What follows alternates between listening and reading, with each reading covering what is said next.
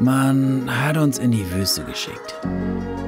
Na, zum Glück wurde dort in die Wüste aber auch eine Stadt gebaut. Eine Stadt der Superlative. Die höchsten Wolkenkratzer, die edelsten Shopping-Malls, die aufregendsten Freizeitaktivitäten. Wir sind eingetaucht in eine Mischung aus Tradition, kultureller Vielfalt und Moderne. Wir wollen euch hier aber auch nichts vom Kamel erzählen. Es ist eine Stadt voller Widersprüche. Auf der einen Seite unvorstellbare Mengen an Luxus und Prunk, aber auch extreme Armut und Ungleichheit. Es ist ein Ort, an dem das Geld regiert. Wir versuchen uns nicht zu sehr von dieser glitzernden Fassade blenden zu lassen, sondern betrachten auch die Schattenseiten. Habt ihr Lust mitzukommen? Auf geht's in die faszinierende Luxus- und Hightech-Metropole am Arabischen Golf.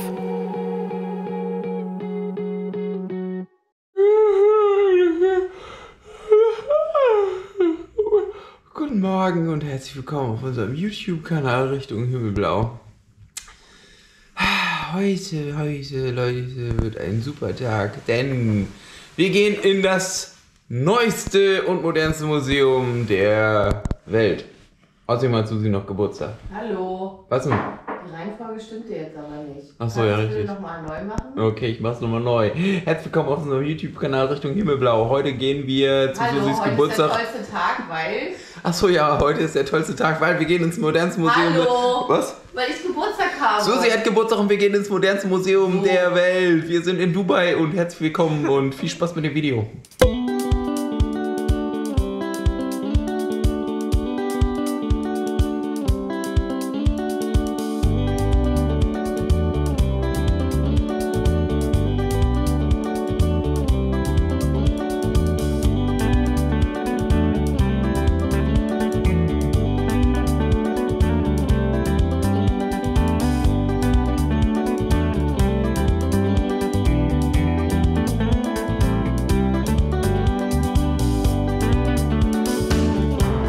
Ja, super beeindruckend. Wir sind jetzt hier am Museum der Zukunft und jetzt gucken wir mal rein, oder? Nee, ich will shoppen gehen. Oh Mann, ey, guckt euch das mal an hier allein von außen, wenn man da schon hinguckt mit den Wänden und so. Ja, und guckt euch das mal an. Ihr müsst unbedingt vorher Tickets reservieren. Ich habe heute geguckt, für die nächsten 2 Wochen sind die schon ausverkauft. Also am besten schon zu Hause mal auf der Seite Tickets kaufen. Das Museum befindet sich im Herzen von Dubai und ist aufgrund seiner Architektur und seines futuristischen Designs eine Sehenswürdigkeit für sich. Wir sind also beim angeblich neuesten und innovativsten Museum der Welt angekommen. Im Museum der Zukunft soll der Besucher einen faszinierenden Einblick in die Zukunft von Wissenschaft, Technologie und Innovation bekommen.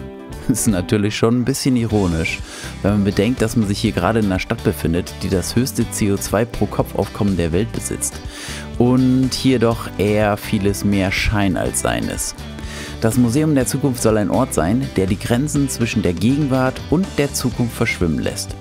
Hier soll der Besucher eine Vision für die Zukunft erleben und sich inspirieren lassen können, um eine bessere Zukunft zu gestalten. Naja, also da bin ich ja echt jetzt mal gespannt. Here you are at Mohammed bin Rashid Spaceport.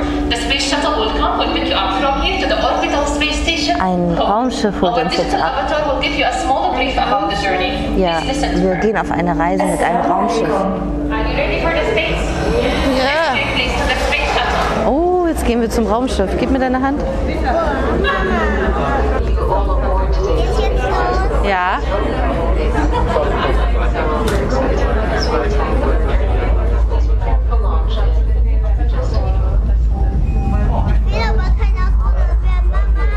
Was? Hallo, das ist nur eine Show. Wir bleiben auf der Erde.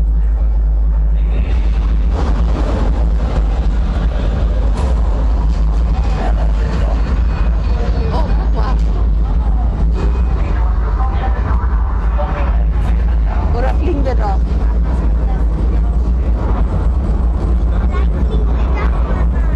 Vielleicht fliegen wir doch? Ja.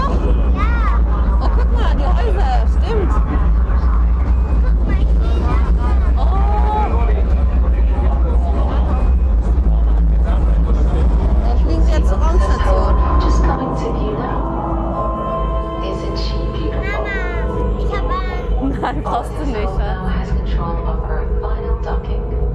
wir docken da jetzt an und dann können wir da aussteigen. Bei dir.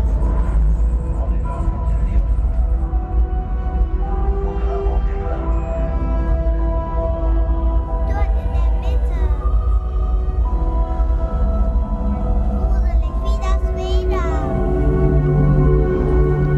The station serves many functions, but its most important is as the command center by the Soul Project. Soul is the code name for a global effort to power the Earth using solar energy. Das ist die Riesenraumstation. Die soll irgendwann mal gebaut werden. Über der Erde. يتألف الحزام من الألواح الشمسية تدور حول القمر على مسافة أكثر من 10,000 كيلومتر. تتحول الطاقة الشمسية لمجموعة من الألواح إلى إشعاع الأنظار الكهربائية، ثم ينتقل بذلك الإشعاع الليزر إلى شبكة من الألواح العاكسة والأقمار الاصطناعية. تتولى الألواح العاكسة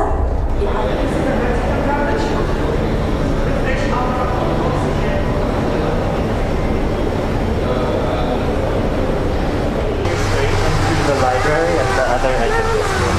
Thank you. Thank you.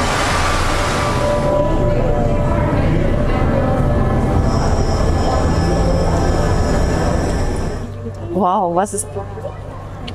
Das ist eine Bibliothek. Komm, gehen wir rein. Mhm.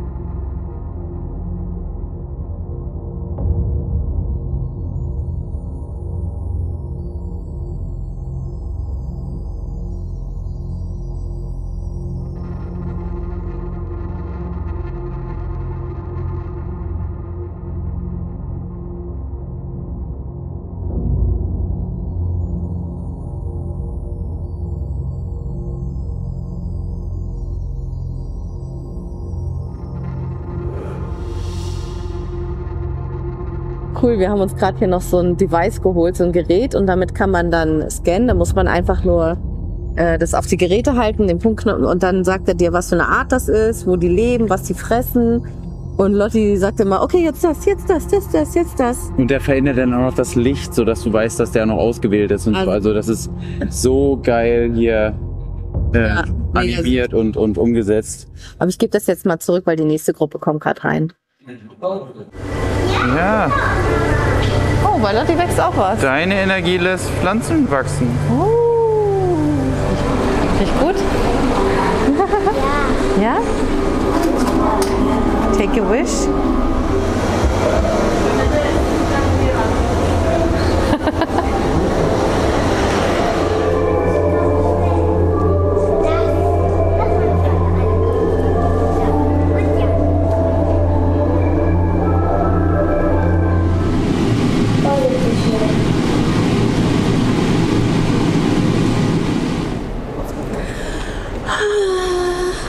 Heute ist mein Geburtstag und heute habe ich mir selber so einen kleinen Traum erfüllt, so ein bisschen. Ich habe mal gesagt, bin mindestens 200 Jahre zu früh geboren, weil ich würde gerne mal ins Weltall reisen. Und hier im Museum der Zukunft in Dubai ist es so ein bisschen wahr geworden, weil man fliegt mit einem Space Shuttle ins Weltall und kann auf der Space Station sich tolle Dinge angucken, und ich habe fast ein bisschen Pipi in den Augen gehabt. Es war ganz toll. So habe ich es mir vorgestellt. Richtig, und das ist auch rein vom Ausstellungsaufbau sehr, sehr nett gemacht, weil diese Raumfähre, mit der man dann ins Weltall schießt, ist gleichzeitig der Fahrstuhl, der einen dann auch ganz nach oben ins Gebäude bringt. Und Was? Nein, wir waren wirklich in einem Raumschiff. Ach so, wir waren im Raumschiff, ja, Hat stimmt. sich auch bewegt und alles. Und Ja. Lotti hatte auch ein bisschen Angst. Okay, sorry, ja, richtig. Das stimmt. Es war wirklich ein Raumschiff und wir waren ganz kurz auf der Raumstation. Dort haben wir uns alles angeguckt und dann sind wir wieder Richtung Dubai. Wir haben uns für Jobs beworben, ja. Wir haben uns, wir haben uns jetzt für Space Jobs beworben auf verschiedenen Planeten. Wir 3. Also wenn ihr bald nicht mehr so viel von uns seht auf YouTube, dann weil wir diesen anderen Job dann angenommen haben. Richtig. Ja, das war cool. Ja, das war so das erste Erlebnis und dann ging es weiter in einen Bereich, der hieß The Healing.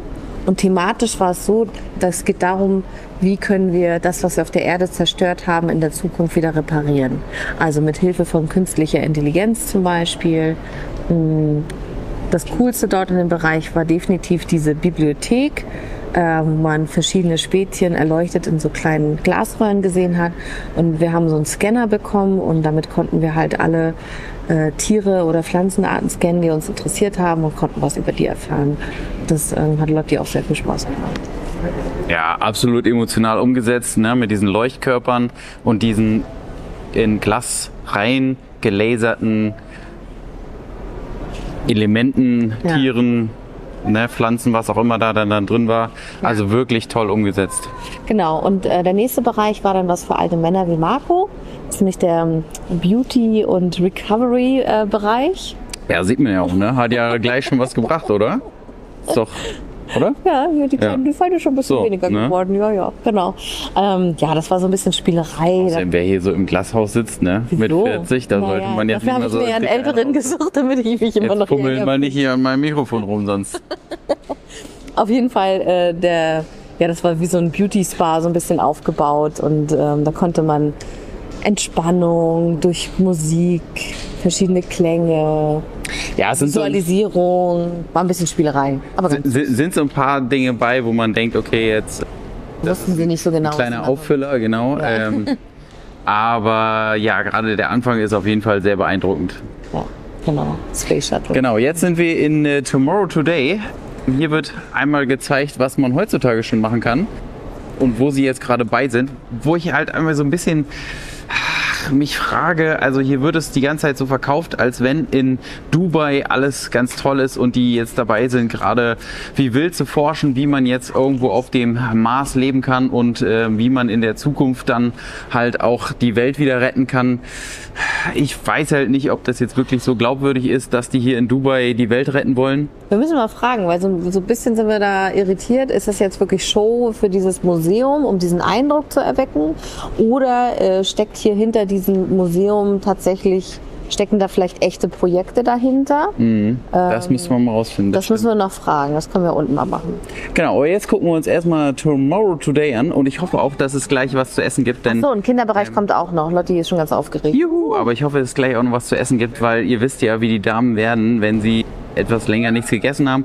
Heute war das Frühstück leider ein bisschen spärlich, deswegen hoffe ich mal, dass es ja gleich auch noch was zu futtern gibt, weil sonst könnte hier die ist hier auch Stimmung mal auch eine relativ Mall schnell hinter uns. umschlagen.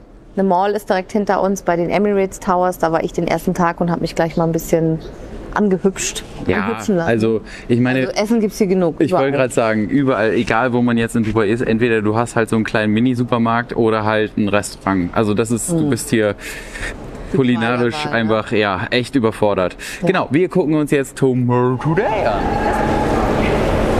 Oh Gott, das ist kein Museum. Leute, wir sind in der Zentrale von MIB.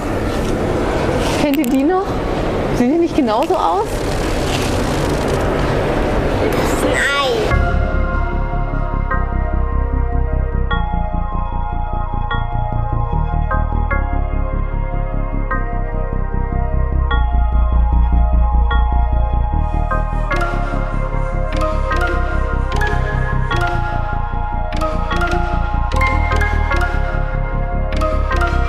Mama, sie essen gerade Plastik. Naja, das ist ja kein Plastik, das ist ja aus Pflanzen gemacht. Das ist ja das Tolle.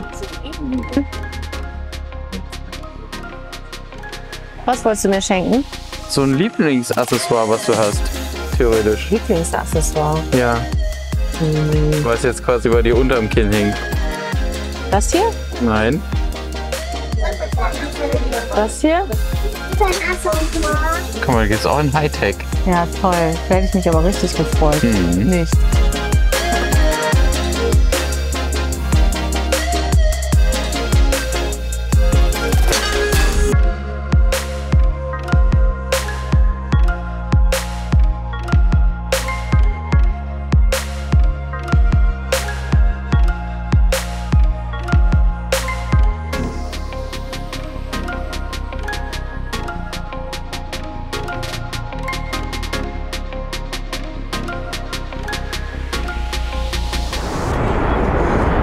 Ja, hier kann man auch noch mal rausgehen und sich das Ganze von draußen anschauen. Allerdings ist es auch echt schon wahnsinnig warm geworden. Entsprechend freut man sich auch wieder drin zu sein, denn drin ist alles klimatisiert. Hier draußen sind jetzt gefühlte, weiß nicht, 32 Grad. Nein, 40. Ja, vielleicht. Okay, wir gehen jetzt rein. Es fehlt noch der wichtigste Teil für Lotti, der Kinderbereich. Genau.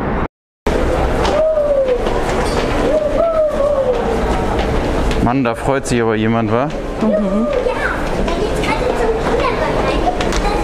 Oh.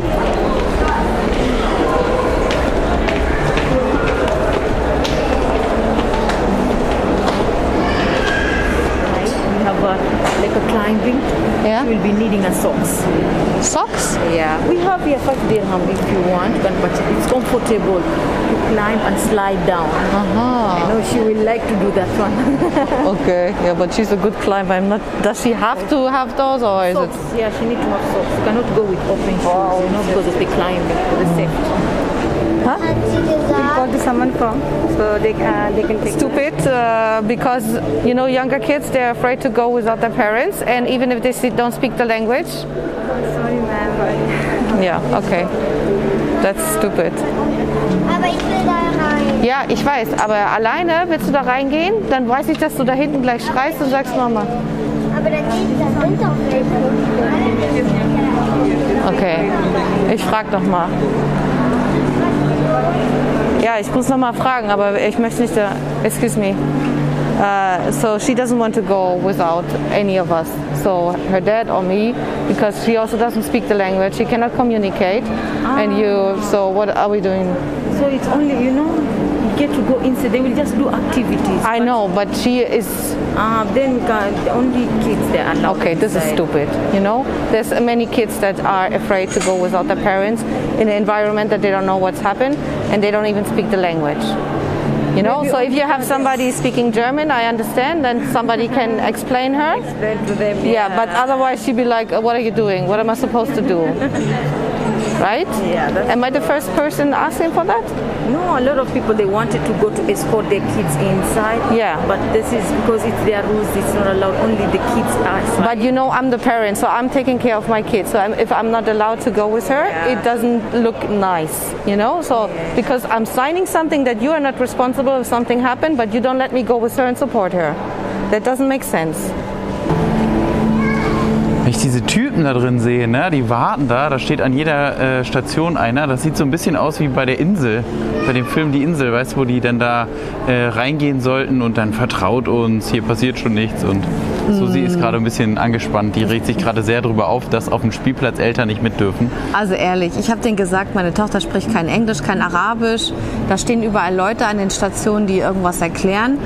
Und dazu kommt noch, am Anfang soll ich hier erstmal einen Zettel unterschreiben, dass sie keine Verantwortung übernehmen, wenn irgendwas passiert. Aber ich darf dann nicht mit rein, um aufzupassen.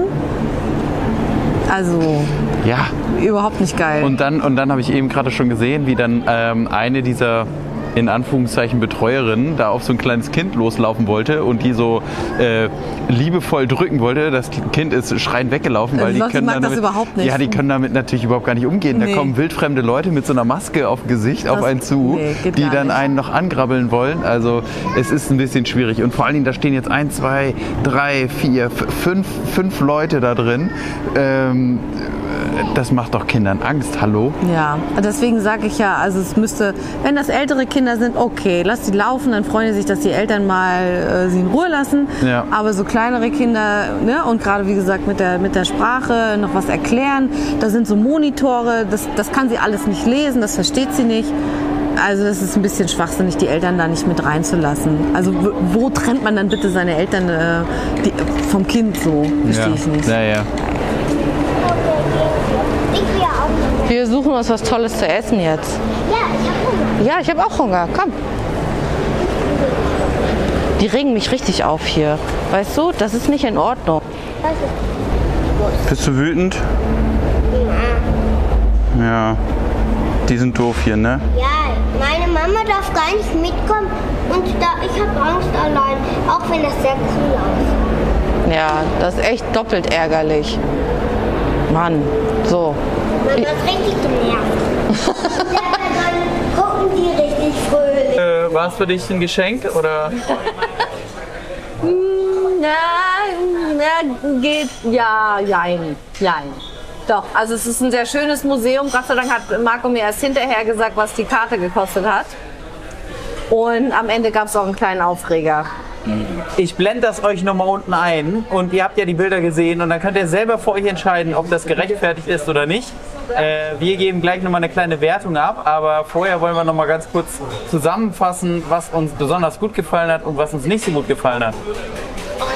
Also ich fand den Start spektakulär, habe ich ja vorhin schon erwähnt. Ich hatte ein bisschen Pipi in den Augen, weil das war so ein geiles Gefühl, in diesem Space Shuttle in den Weltall zu fliegen. Also das haben sie so cool gemacht. Und im ersten Raum, wo man dann ausgestiegen ist auf der Raumstation, ehrlich, ich habe mir das nicht eingebildet, aber das Ganze hat sich noch so ein bisschen bewegt, wie als wenn man wirklich auf einer Raumstation ist, die sich halt bewegt. So. Also es hatte ja einen richtig coolen Effekt. Der Boden hat so ein bisschen leicht vibriert, was halt echt ganz cool war. Ja, genau. Wobei man weiß nicht, ob das jetzt aufgrund der Haustechnik war oder ob das gewollt war, aber trotzdem war der Effekt ziemlich cool. Auch diese ganze Inszenierung, dass man in diesen Fahrstuhl eingestiegen ist und quasi als Raumkapsel oben zu der Station geflogen ist und dann konnte man oben auf der Station nochmal so ein paar Experimente machen.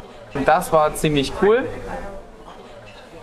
Und dieses ganze Thema oben Raumfahrt, das war schon sehr, sehr schön. Vielleicht nochmal zwischenzeitlich gesagt, also dieses Museum ist ja in so 3 Ebenen unterteilt gewesen. Einmal quasi die Zukunft, wie sieht es irgendwann in der Zukunft aus. Dann ging es um Gesundheit. Wir waren dann in dem Bereich Healthiness.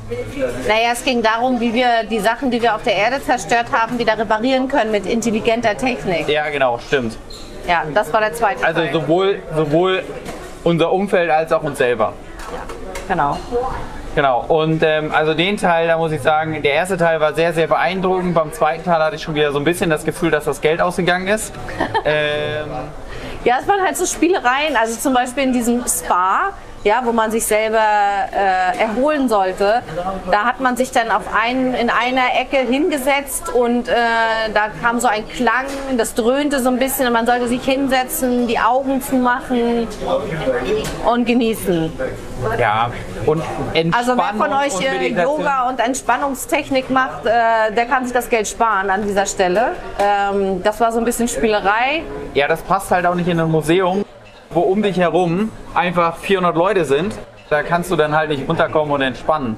Also die Idee ist vielleicht ganz süß und wenn man da halt dann einfach mit 20 Leuten durchläuft, das ist noch was anderes. Ja. Aber man hat natürlich auch so ein bisschen Druck. Man ist schon getrieben dadurch, dass man ja auch nur eine gewisse Zeit in so einem Raum sein kann. Dann kommt gleich die nächste Gruppe. Also das ist eigentlich ganz gut unterteilt, dass du halt auch mit einer, ich will nicht sagen Kleingruppe, aber dass du halt mit einer etwas kleineren Gruppe da durchläufst und nicht einfach mit einer Menschenmasse. Aber trotz alledem kommt hinter dir natürlich gleich die nächste Gruppe, deswegen hat man nicht so viel Zeit für so einen Raum. Und Lotti wollte jetzt auch noch was sagen. Kannst du es mal ein bisschen hier rein? Es war so sehr schön und ich habe so Mama und ich haben so einen Taler gehabt, so ähnlich wie eine Blume und da machte man so in eine Steinlücke rein und da konnte man sich was Schönes wünschen. Ja, und hoffen, dass es in Erfüllung geht, ne? Ja. Richtig, ja. Wobei auch das hätte man natürlich noch mal ein bisschen, also da war dann am Ende einfach nur so ein Kasten, wo man das Teil reingeworfen hat und dann sollte man sich was wünschen. Ja. Da hätte ich jetzt gedacht, dass da halt einfach mit diesem Wunschstein, den man bekommen hat, noch was Also ein Spruch, ein individueller vielleicht. Wichtigeres passiert, ja. Naja. Vielleicht auch was man mitnehmen kann. Die Erwartungen waren hoch, weil vorher schon so viel mit LED-Technik etc. gearbeitet wurde und da war so, wirf den Stein hier rein. Ja, wirf den Stein da rein, genau. Aber das war so, dieses ganze Thema Wellness war halt einfach sehr, minimiert. Ja. In dieser Präsentation haben sie auch gesagt, es war bewusst minimiert, dass man sich bewusst von der Technik da distanziert hat. Weiß ich nicht. Also ob das jetzt wirklich so... Thank you. Weiß ich jetzt nicht, ob das jetzt wirklich bewusst ist oder ob es dann halt einfach aus Geldgründen passiert ist. Ja, irgendwie im Museum der Zukunft, dann hätte ich mir doch, ich weiß nicht, irgendwie nochmal gewünscht, dass mir jemand erklärt, was für Behandlungsmethoden also schon konzipiert sind, was so in der Zukunft zu erwarten wäre. Und dass Entspannungstechniken dann sind. Okay, also No-Brainer. Genau, wie ihr wisst, wir sind natürlich auch sehr, sehr verwöhnt, denn wir nehmen sehr, sehr viele Museen mit. Wir waren ja unter anderem in Schweden auch in einem Museum, wo es auch um das Thema Gesundheit und die Zukunft der Gesundheit ging und die haben das sehr, sehr, sehr gut umgesetzt. Wer das Video noch nicht gesehen hat, der kann sich das nochmal angucken. Ich habe es oben nochmal verlinkt. Entsprechend, also da hätte man auf jeden Fall ein bisschen mehr Inhalt schaffen können und ein bisschen mehr diesen Aspekt der Zukunft. Also generell muss ich auch sagen, für mich dieses Thema Zukunft ist da zu kurz gekommen. Sie haben unten, wo es denn bei dieser Tomorrow Now Welt ging, versucht nochmal so 1, 2, 3 bis 7 Exponate rauszupicken, wo es um die Zukunft ging, aber auch da muss man wieder sagen, da hast du Also es hört dann damit auf, du hast die Exponate, also das sind dann Gegenstände, die aktuell schon in der Entwicklung sind oder auch schon in Anwendung finden und daneben ist dann eine Tafel mit Text.